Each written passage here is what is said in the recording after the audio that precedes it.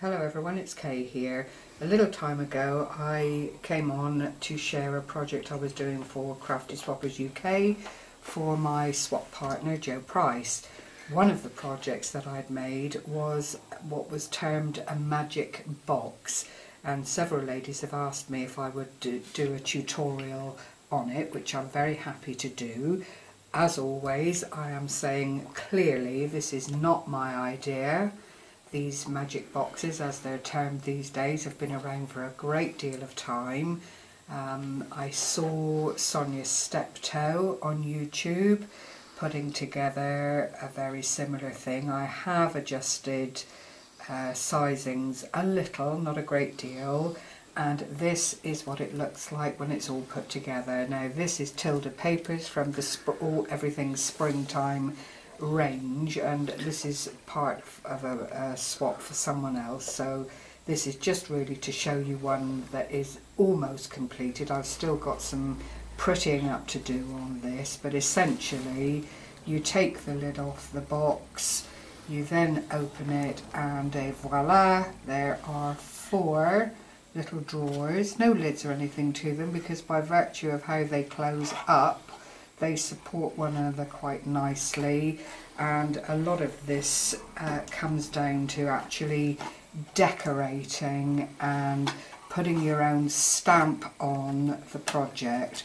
So with luck and everything going very smoothly, I am at least today going to show you the bare bones of putting this together so that you can have a go yourselves and decorate it to suit yourselves.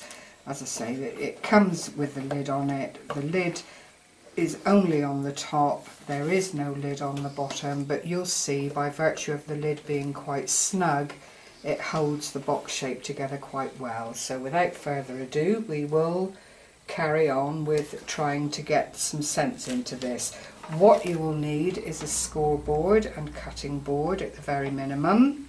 You'll need 2 sheets of 12 by 12 paper. I'm using this, which I bought from the range, which is an English shop, a UK shop. They sell all sorts, but they do have a really good range of cardstock and all things crafty. This is 12 by 12, 250 GSM, which makes it relatively good quality. I've taken a piece out so that you can see it. It's actually finished really well. It's got a very smooth textured finish. I'm hoping you can see that the thickness of the card is really quite substantial, but clearly anything you do en route only strengthens and gives a more quality finish to your project. So I'll move that out of the way so that we can get started. For the sake of the video, obviously I've gone ahead and cut a few things out. This is the first piece of cardstock that you'll need, and this is 12 inches. I'll show you on my board here.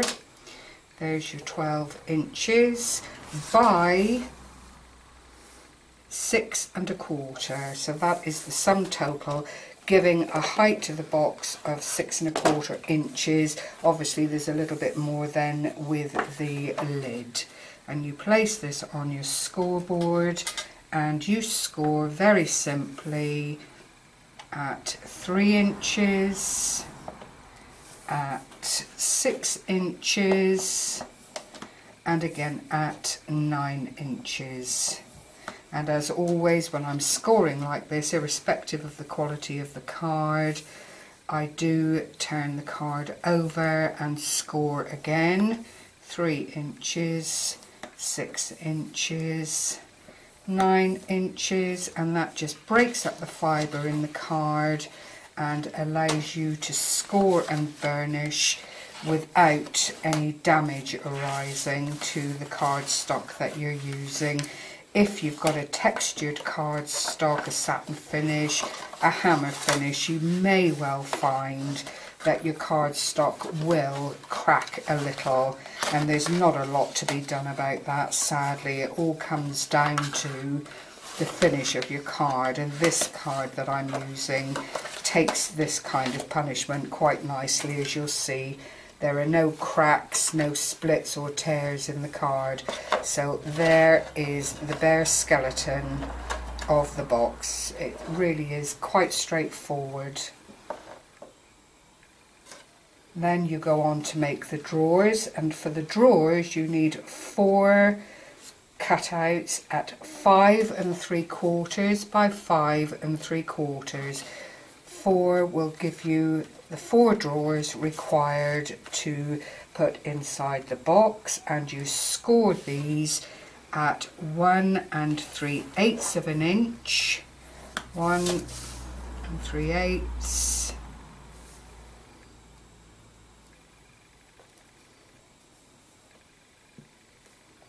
1 3/8.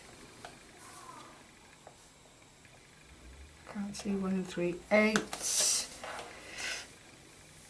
and 1 3/8. I'm going to turn it again, do the same thing, 1 3/8, 1 3/8,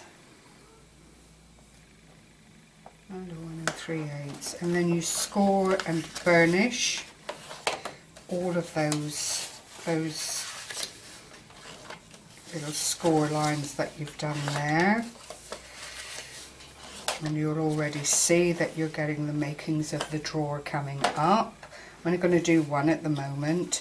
You then go into the corners. I think I need to put my glasses on a moment so I don't make a mess of this. You go into the corners, you cut up to the line and you notch out, and that is purely and simply to reduce the bulk in the fold when you come to build your drawer. I'm taking it up to the line there, cutting out that little wedge of card.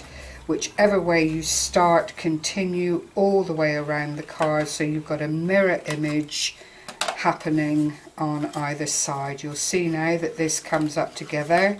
I always fold those two in because these I want inside the box to give it a nice neat outside edge. I'm using wet glue, but thankfully it does dry very, very quickly. It's up to you whether you use a glue or a strong tape, a score tape or some such, and you just roll in those edges, line them up nicely and glue them together, and you'll see the drawer is now taking shape.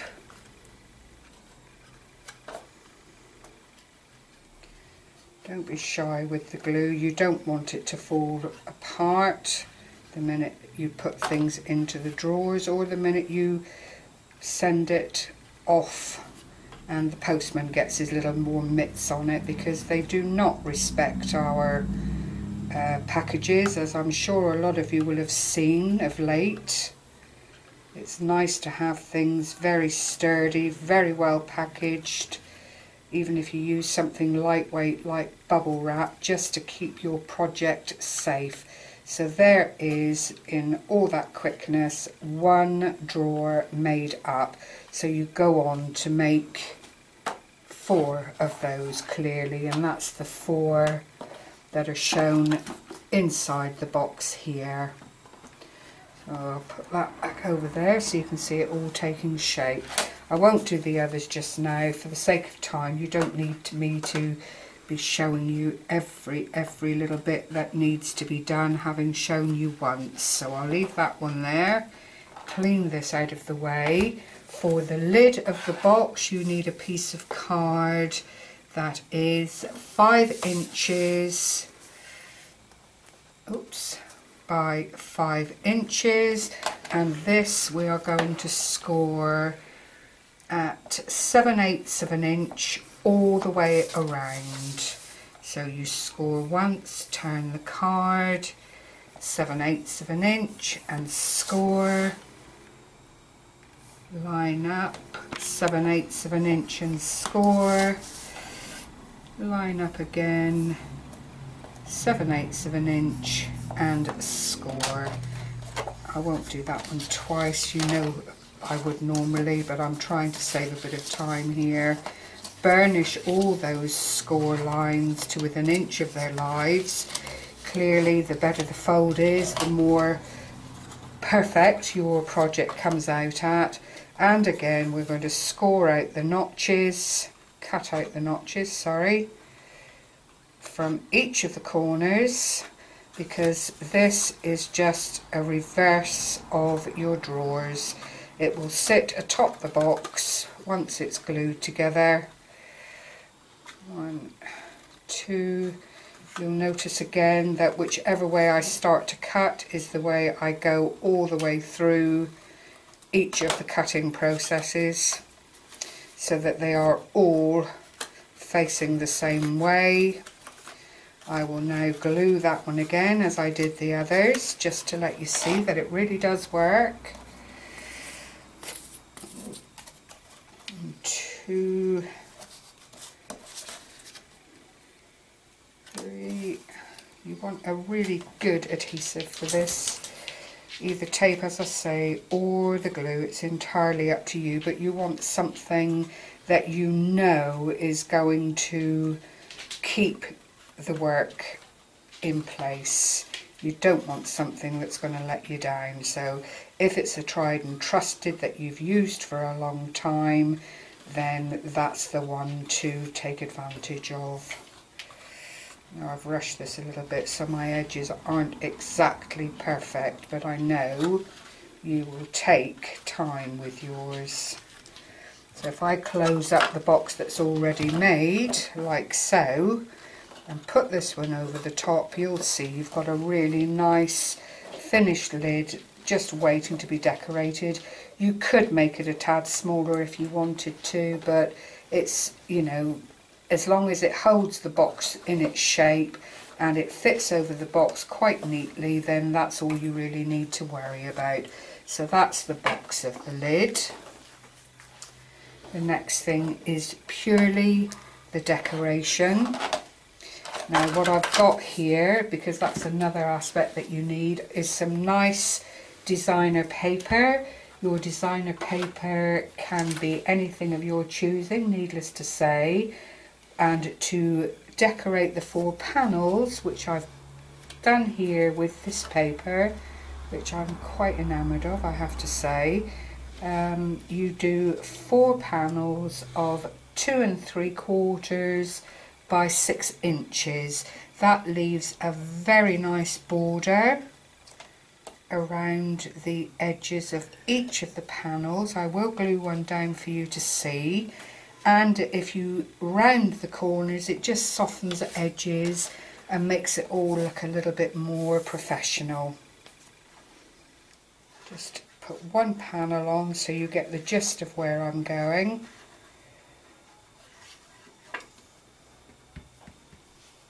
Make sure I've got my paper up the right way, because there is script on this designer paper. Again, I've used the wet glue purely because I like it. It works for me.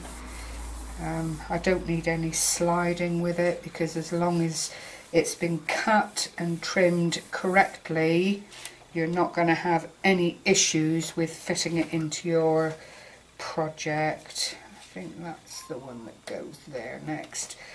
I'll just pop these on because it really is quick as that to do. Round and round and round we go. Where we end up, nobody knows. Pop that one on there like that. Line them up so that they look as though they're meant to be side by side.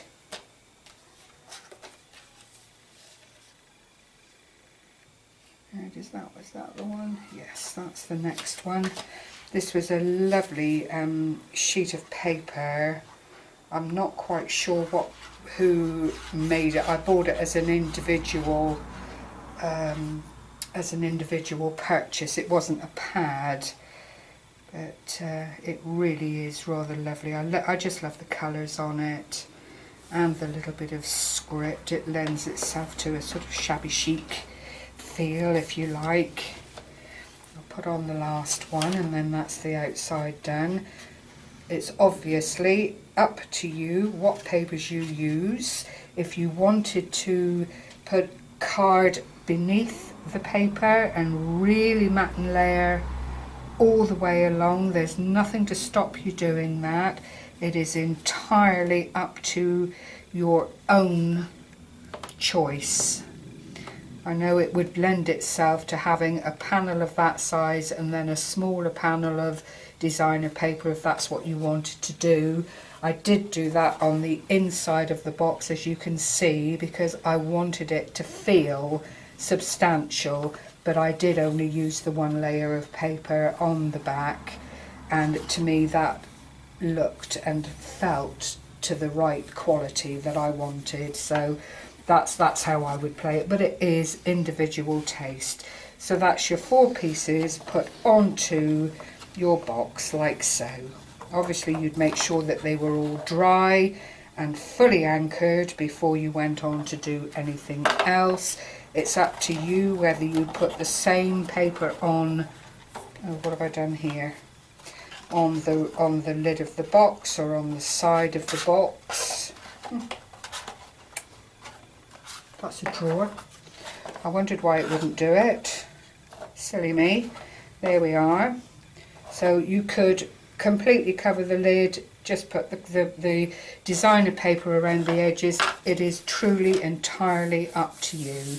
But having gone this far, you then have to decide whether you want to put card on the inside to reinforce the card you've used already, or whether you're happy to continue and put your drawers into place. Now I would like you at this stage to pretend that I have put some card on each of these panels and that we are looking at another pretty surface to put the drawers into.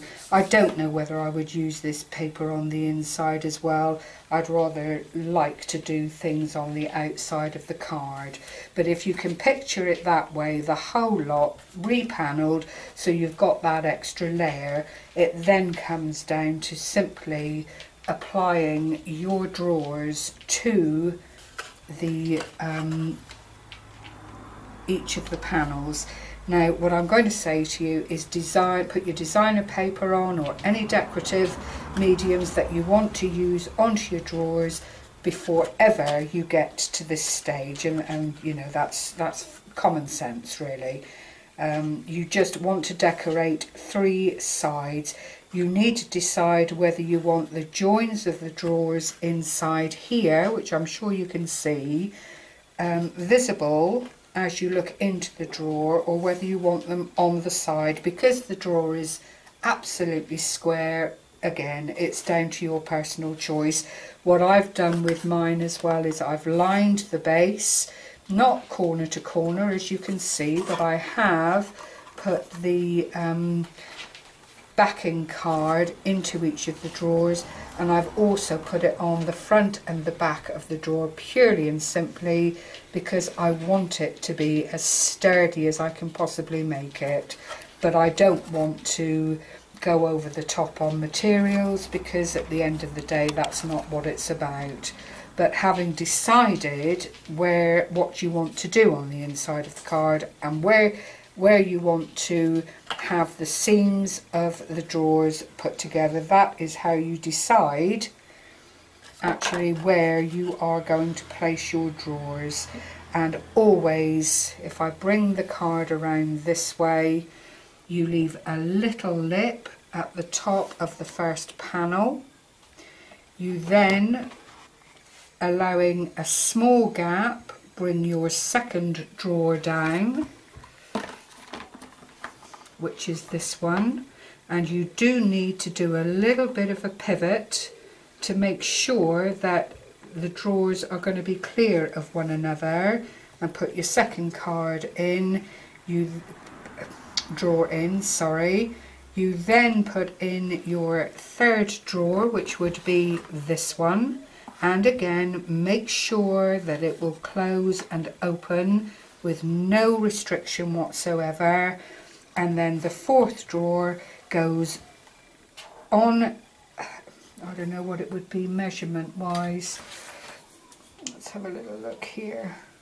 Probably a couple, 2/8 of an inch, 1/8 of an inch, just to be sure that that bottom drawer is not resting outside of the box. And that is how your four drawers all come together. So as you close up, whichever way you close up, they are all just going to run into one another and be absolutely secure and absolutely free from encumbrance. So that is how it works. I hope that's helpful. If I've left anything out, please leave a message at the bottom of the video and I will try and clarify what I've meant to say. You do get in a bit of a 2 in 8 when you're doing these, and it's so easy to forget something that you needed to say. But I think all in all you'll agree, once you've got the basics down, then the rest of it just follows on as it should. I'll show you again how the box works. You've got your lid. Take the lid off and open it up. 4 drawers, and it is freestanding even when it's open, so you could use it as a little storage unit as long as you didn't put anything too heavy into the upper drawers. I hope you found that helpful. Thank you for bearing with my stuttering and fumbling, and happy crafting. If you do manage to make one, do put it up online so that everyone can see your take on this little project. Happy crafting everyone, take care, bye bye.